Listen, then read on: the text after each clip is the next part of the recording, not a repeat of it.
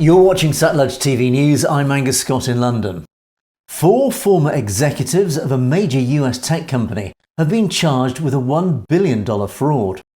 The former CEO and the former president of Outcome Health, along with 2 other executives, are facing criminal charges for their alleged roles in a nearly $1 billion fraud scheme at the company, which installs screens and tablets in doctors' offices and waiting rooms running pharmaceutical ads and educational content.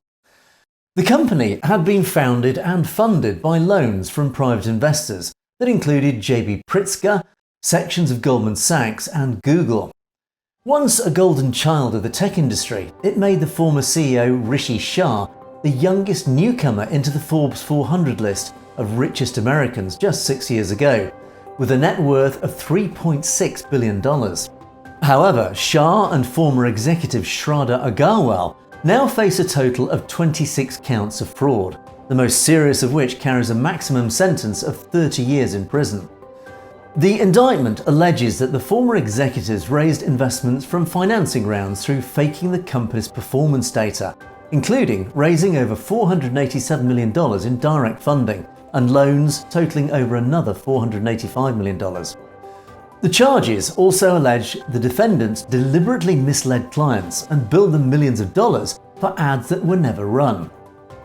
The company, founded in 2006 when Shah and Agarwal were just teenagers at Northwestern University, grew from local roots in Chicago, installing screens and tablets in doctors' offices and waiting rooms.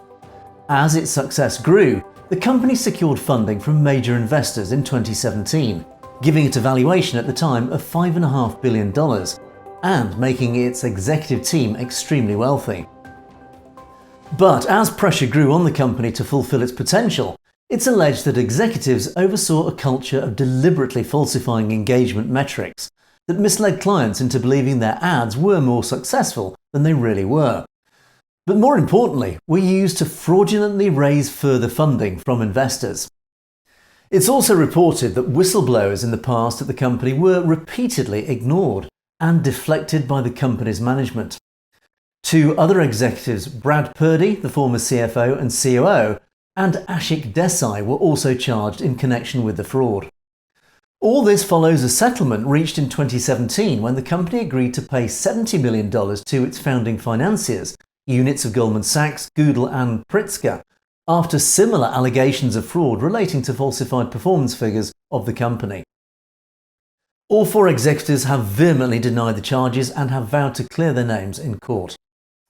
You're watching Satluj TV News. I'm Angus Scott in London. Go where no one has gone before. Between the sounds of bombs and the whisperings, echoes of truth. Confronting power with courage and lighting the darkest shadows to inform and inspire. Flowing with truth and charting our own path. Satluj Network. Let the truth flow.